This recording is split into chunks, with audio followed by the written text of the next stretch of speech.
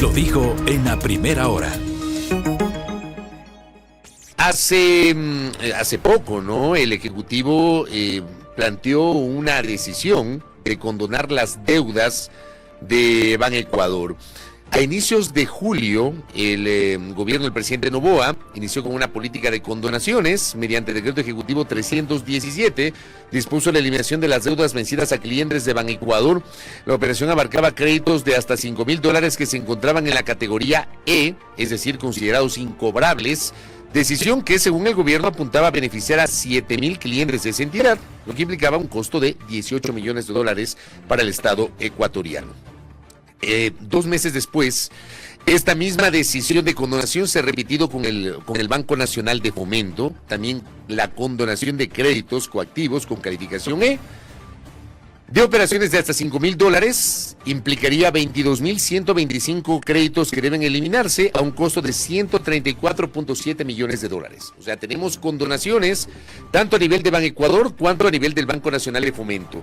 ¿Cuál es su opinión de César Coronel, que está con nosotros? Él es abogado especialista en el tema de deudas, él representa a Deudores Ecuador, está con nosotros acá en nuestra mesa de trabajo junto a Belkis y este servidor. César, ¿cómo le va? Bienvenido. ¿Qué tal, Fabricio? Belkis, gracias por esta invitación. Un abrazo a quienes nos escuchan a través de Armónica y también a las redes sociales. Sin duda alguna, este tipo de medidas son importantes, pero no son suficientes. Desde Defensa de Deudores Ecuador queremos mencionar que, si bien es verdad, cuando hay personas que tienen una deuda inferior a 5,000, se pueden, digamos, beneficiar de este tipo de medidas, también es cierto que hay muchas deudas que podrían empezar con un valor bastante inferior a los 5,000, pero que el momento en que le cargan intereses, gastos legales, coactiva y una serie de recargos, estas deudas terminan en un valor bastante más alto, de tal forma que este tipo de condonaciones deberían considerar este valor respecto al capital y no respecto a la totalidad de la deuda, porque al ser incobrables se tratan de deudas que tienen vencidas muchísimo tiempo. Entonces, este tipo de medidas, repito, son importantes, pero no son suficientes. ¿Por qué? Porque deben ir acompañadas de otro tipo de mecanismos. Y me voy a referir brevemente a ellos. Por ejemplo, cuando estuvimos viviendo en el Ecuador la pandemia por COVID-19, se creó la Ley Orgánica de Apoyo Humanitario, que generó un mecanismo de acuerdo preconcursal que le permitía a deudores y acreedores ponerse de acuerdo en la forma de pagar sus obligaciones. Sin embargo, este mecanismo fue muy poco conocido, muy poco utilizado y tuvo vigencia solo hasta junio del 2023. Ese tipo de mecanismos deberían ser permanentes en la legislación ecuatoriana. ¿Por qué? Porque no se trata de que los deudores no paguen las deudas, sino que más bien se busquen mecanismos para que deudor y acreedor se puedan sentar a conversar y que las deudas se puedan saldar reconociendo la nueva capacidad de pago que puede tener la persona deudora. Y es que hoy el sobreendeudamiento es noticia en el Ecuador y genera preocupación y angustia a muchísimas personas. Tanto es así que, según cifras oficiales de Aval Buró, 3 de cada 10 personas en el Ecuador registran una calificación mala o pésima en el buró de crédito. Pero muchas de esas personas también tienen la voluntad de pagar, tienen la voluntad de llegar a un acuerdo, pero muchas veces se encuentran con una puerta cerrada por parte del acreedor y ahí, en ese momento, ni el deudor paga ni el acreedor cobra. Entonces, es importante ir más allá y establecer legislación permanente para este tipo de situaciones. César, ¿cómo ha ido evolucionando en el tiempo este tipo de medidas en el sentido de el impacto que tiene en la ciudadanía? Quiero decir, no es una medida reciente, no es una medida nueva, usted la ha calificado como una medida importante, pero ¿cuánto impacto realmente está teniendo por parte de la ciudadanía? ¿Lo están acogiendo? ¿Cómo se ha venido cumpliendo? Lo que me preguntas, Belkis, es importantísimo. Y ojo, no me refiero al caso de las 2 condonaciones que ha hecho este gobierno, pero sí me voy a referir por la experiencia en los casos anteriores. Han habido situaciones en las que las personas van a las entidades bancarias y dicen, sí, usted está en la lista de las personas que se pueden beneficiar. Y resulta que simplemente la persona ya se descuidó y dijo, bueno, como ya me dijeron que mi deuda está eliminada, me olvido. Y después no hago nada y resulta que 2 o 3 años después le llaman a cobrar la misma deuda. Ojalá no suceda esto en esta ocasión. Esperemos que no suceda así. Sin embargo, este tipo de medidas, como también la medida que acaba de emitir justamente hace una semana y media la Junta Regulatoria Monetaria y Financiera respecto a alivios financieros, mecanismos. También son medidas, decía yo, importantes, pero que pueden ser complementadas de mejor manera. Por ejemplo, esta resolución 120-2024 de la Junta Regulatoria Monetaria y Financiera habla de la posibilidad de que las personas puedan refinanciar sus deudas con periodos de gracia y con la posibilidad también de eliminar gastos de cobranza, gastos legales y una serie de recargos como los que se suelen dar en este tipo de créditos cuando ya están atrasados. Eso aplica para el sector público, la banca pública y también la banca privada. Exacto, y esa es la buena noticia. Banca y cooperativas, es decir, bancos públicos, bancos privados y cooperativas. Esta resolución es muy importante porque le va a permitir a las personas tener, como su nombre mismo lo indica, un alivio financiero. Pero al respecto también es importante advertir, desde la experiencia que tenemos en defensa de deudores, que este tipo de mecanismos deben ir acompañados de un análisis por parte de la persona. ¿Por qué? Porque estas deudas, mejor dicho, estos mecanismos aplican únicamente para aquellas deudas vencidas desde agosto del 2023 en adelante. Esta puerta abierta va a estar abierta únicamente hasta mayo del 2025. Pero hay que agregar también que si usted tiene una deuda que está en mora desde agosto del 2023, ha pasado un año. Muy probablemente esa deuda, en algunos casos, ya esté judicializada. Es decir, usted ya tenga una demanda por parte del acreedor privado o, en caso del acreedor del sector público, usted ya tenga una coactiva. En ese caso en específico, evidentemente lo que a usted le conviene no es tanto irse por la vía del alivio financiero, sino buscar llegar a un acuerdo dentro de ese proceso judicial, si se trata de una deuda privada, o dentro de la coactiva buscar las facilidades de pago. Y aquí también quiero hacer una puntualización importante. No sé si ustedes lo recuerdan, hace poco se reformó la Ley Orgánica de Fomento al Turismo. Esa ley incluyó una reforma al Código Orgánico Administrativo, que es el que regula las coactivas. En el pasado, si usted tenía una coactiva, solo podía pedir facilidades de pago hasta 24 meses. Esta reforma le permite pagar la totalidad de deuda en 24 meses. 24 Eso es imposible. Imposible, sobre todo en los créditos hipotecarios. Claro, es imposible. Usted no cómo puede pagar una casa de, no sé, 40,000, 50,000, 60,000 en 2 años. Es imposible. Entonces, se reformó esta ley y ahora usted puede, si está con una coactiva, pedir facilidades de pago de hasta 30 años. Pero ojo, esto solo aplica para la banca pública, no aplica para instituciones del Estado ni empresas públicas. Sí para la banca pública, lo que yo considero que es un avance importante. Esto fue iniciativa del Ejecutivo a través de un proyecto económico urgente y luego aprobado por el Legislativo. Entonces decía yo, volviendo al tema del alivio financiero, ¿usted puede acceder a este alivio financiero? Sí. Es importante porque le permite reducir las cuotas, sí, pero también debe usted tener en cuenta que esto le amplía el tiempo de pago y obviamente amplía el costo que usted va a terminar cubriendo por concepto de intereses. Pero si usted ya tiene mucho tiempo y en mora, es importante que revise si ya tiene una demanda y lo ideal es llegar a una negociación dentro de ese juicio. Y si tiene una coactiva, optar por las facilidades de pago que, como menciono, ahora incluso puede acceder usted a planes de pago de hasta 30 años. Ahora, para evitarnos todo esto, ¿cómo fortalecer la legislación o las regulaciones para evitar justamente caer en esta categoría de deudas irrecuperables con sus consecuencias, es decir, de un lado las pérdidas que se pueden originar para el Estado y de otro lado las afectaciones al ciudadano que se ven imposibilitados de honrar estas obligaciones que han adquirido? Yo siempre digo que toda deuda tiene solución y es importante que la ciudadanía conozca que existen en la ley varias alternativas. Por ejemplo, hay deudas que son nulas desde su origen, porque a usted le falsificaron la firma, le suplantaron la identidad o, y esto es muy importante y muy común, la entidad que le está cobrando no tiene los documentos que originan esta deuda. En esos casos estamos frente a una deuda que puede ser anulable y por lo tanto eliminada. ¿Pero cómo es eso posible? Bueno, pasa muchísimo y sobre todo en una famosa empresa pública de telefonía que usted va y dice, a ver, ok, debo $40, ¿dónde está el contrato que yo firmé de esos $40? No, es que se quemó, es que se robaron el archivo. Si no, mire, yo siempre digo, mi tía Aurora menciona, papelitos hablan, sin el documento no hay deuda. Si no, ¿sobre qué vas? Y pasa también con entidades bancarias y hemos tenido algunos casos en los que se ha logrado la eliminación a través de reclamos ante la super de bancos porque las entidades no cuentan con los respaldos documentales. Pero decía yo, hay varias alternativas, por ejemplo, también la prescripción. Es decir, cuando han transcurrido más de 10 años y el acreedor privado a usted no lo ha citado con una demanda, esa deuda puede ser eliminada y aunque ustedes no lo crean, son muchísimos los casos. Y lo propio en lo que respecta a las deudas del sector público, cuando han transcurrido 5 años y usted no ha sido notificado en legal y debida debida forma con la coactiva.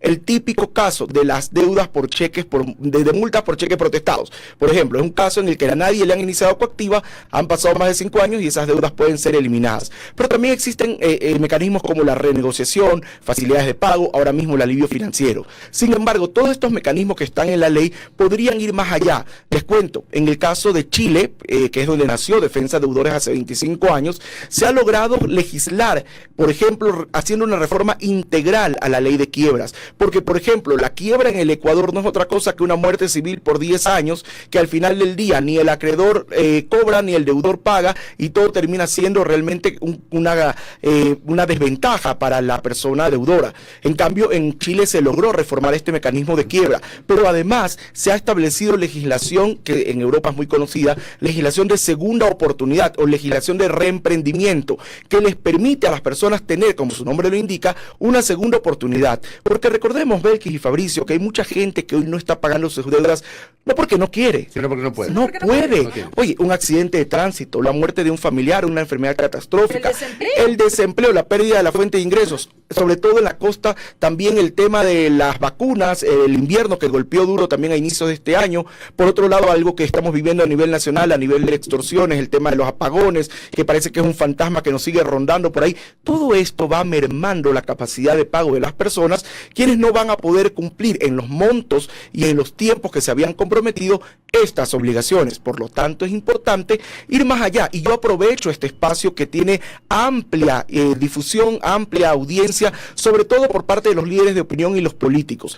Ojalá en esta campaña que está por empezar, venía escuchando la entrevista anterior, Belkis, Fabricio, que estos 16, 17, no sabemos cuántos candidatos van a quedar, generen propuestas claras, reales, puntuales sobre qué se va a hacer desde el Ejecutivo, y también los candidatos a la Asamblea, qué se va a hacer desde el Legislativo para poder dar alivio real, definitivo a la situación de sobreendeudamiento que hoy vive el Ecuador. Es decir, el sobreendeudamiento debe ser parte de la preocupación de los políticos, porque es hoy, según cifras de Comunicaliza, la sexta preocupación de los ecuatorianos. Pero si lo relacionamos también con inseguridad y desempleo, que están en el top 1 y 2, estamos también hablando que son situaciones de causa y efecto. Pero ¿cómo se puede regular el sobreendeudamiento? ¿Qué se puede hacer desde, no sé, la institucionalidad, la legislación para regular el sobreendeudamiento? Más que regular el sobreendeudamiento, hay que trabajar tanto en la prevención, es decir, educación financiera real,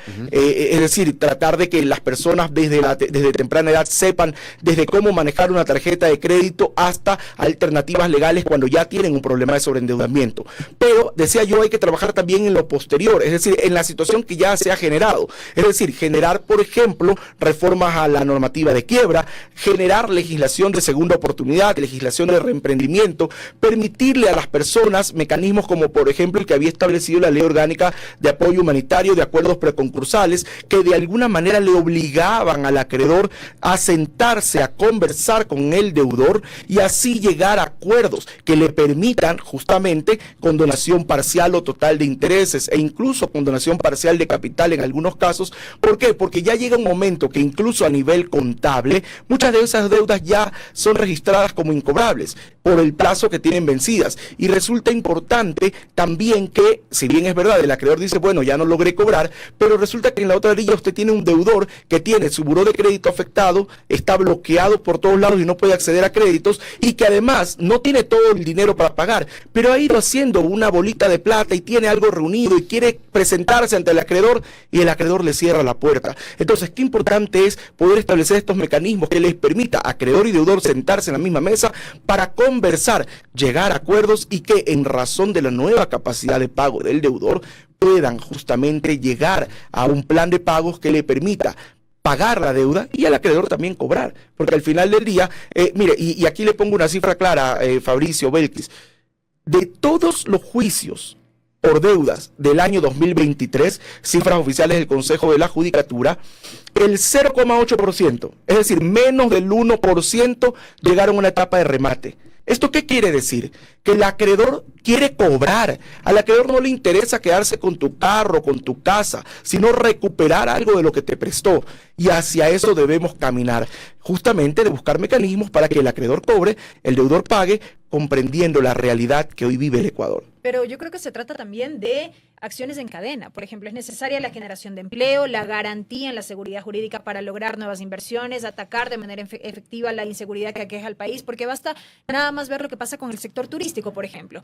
Realizan inversiones los emprendedores, los empresarios del sector turístico, no estoy hablando de grandes, y resulta que se ven afectados porque el turismo ha disminuido, por efectos de la inseguridad, porque tenemos la extorsión de por medio, las denominadas vacunas. Entonces, todo va de la mano y todo es integral. Correcto, y justamente por eso yo decía, si bien las dos preocupaciones más importantes de los ecuatorianos son la inseguridad y el desempleo, también es verdad que estos dos elementos tienen una clara relación, una directa relación de causa y efecto con el sobreendeudamiento, porque si usted se queda sin trabajo, deja de pagar.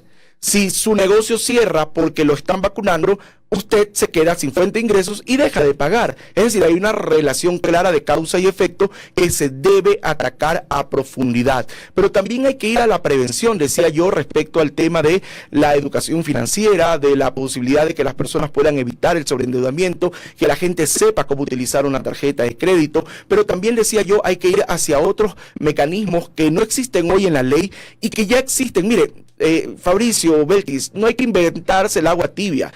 Ya Chile tiene legislación de reemprendimiento y segunda oportunidad.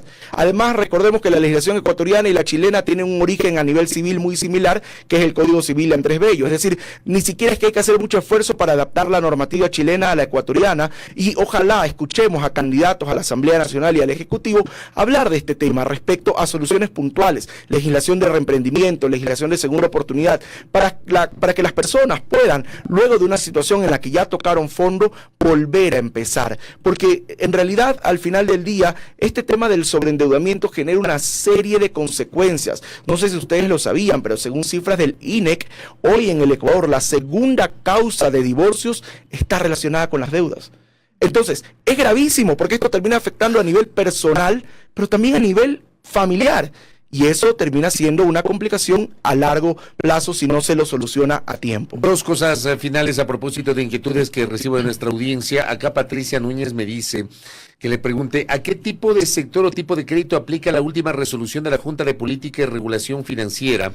Nos pide esta pregunta porque señala que ella fue con esa resolución al Banco del Pacífico por mi crédito educativo y me salieron con que era para MIPYMES y pymes. No sé si usted tiene conocimiento de esta inquietud. Aclaro al respecto que esta resolución de alivio financiero aplica para todo tipo de créditos, pero ojo, esta resolución también habla de la posibilidad de otorgar nuevos créditos a ciertos rubros que son justamente MIPYMES y productivos. Es decir, la resolución de alivio financiero que le permite a usted refinanciar, eliminando gastos legales, gestión de cobranza y permitiéndole periodos de gracia, aplica para todo tipo de créditos. Sin embargo, la posibilidad de que a usted le entreguen un nuevo crédito a través de este mecanismo de alivio financiero, eso sí aplica únicamente para los créditos de carácter productivo. Y lo último, le envío un abrazo a Mafer Perrone desde Guayaquil. Me dice que le pregunte sobre una ley o reglamento que ponía tope al endeudamiento vía tarjeta de crédito que se dio en la administración del expresidente Correa. ¿Hubo esto? Bueno, no existe actualmente este tipo de ¿pero existió o no existió antes? Desconozco si existió en algún momento. Primero saludo con mucho cariño a María Fernanda, nuestra muy buena amiga, María Fernanda Perrone. Más que esto, lo que sí se ha establecido es el tema de los topes de las tasas de interés y un control permanente a la colocación de créditos, de tal manera que obviamente la persona a la que se le otorga el crédito esté en capacidad de responder. Por eso es que hay muchas personas que se endeudan a conciencia, comprendiendo su capacidad de pago, estando seguros de que van a poder pagar, pero que en el camino suceden, digamos, distintos hechos que luego les impiden cumplir en los tiempos y en los montos en los que se habían comprometido. Pero vamos a lo de fondo, y lo importante es que hoy en el Ecuador ya existe una situación de sobreendeudamiento que debemos buscar cómo solucionar. Tenemos una última inquietud por sí, acá. Encantado. Nos dicen, ¿qué pasa si una entidad no se quiere acoger al alivio financiero y solo lo que le quieren aplicar es refinanciamiento y no la reestructura? Muy buena pregunta, Belkis, porque me olvidé de mencionar algo importantísimo. Esta resolución de alivio financiero, y es una de las críticas que también he hecho yo al respecto, es de carácter potestativo. Es decir, usted lo solicita y la entidad bancaria o la cooperativa le podrá o no otorgar este alivio financiero. Entonces, por eso también creo que es importante, decía yo, establecer mecanismos que de alguna forma obliguen también al acreedor y al deudor sentarse a conversar, porque al establecer mecanismos potestativos, si bien es verdad, cuando se lo aceptan, tiene la ventaja de que elimina gastos legales y gestión de cobranza, también es cierto que habrán casos en los que no se lo acepten, y ahí es donde justamente muchas personas se quedan en el limbo y no logran cruzar a la otra orilla porque se quedan con la deuda y el acreedor tampoco logra cobrar. Entonces, este tipo de mecanismos lamentablemente son de carácter potestativo y muy bien podría la entidad bancaria, luego de su análisis, negarle acceder al alivio financiero. Correcto, César, gracias por el tiempo. Interesantísima charla sobre un tema de mucha actualidad, muy amable. Muchas gracias a ustedes por la oportunidad y no se olviden seguir las redes sociales de @defensadeudores.es. Todos los días tenemos información útil para que la gente esté informada, porque hay mucho desconocimiento de deudas y no crea todo lo que le dicen. Gracias por la oportunidad. Un abrazo a todos. Gracias a César Coronel, que ha estado con nosotros. Él es abogado especialista en los temas de deudas, ¿no? De endeudamiento, con una muy interesante entrevista. Primera plana. Todas las noticias, todas las voces.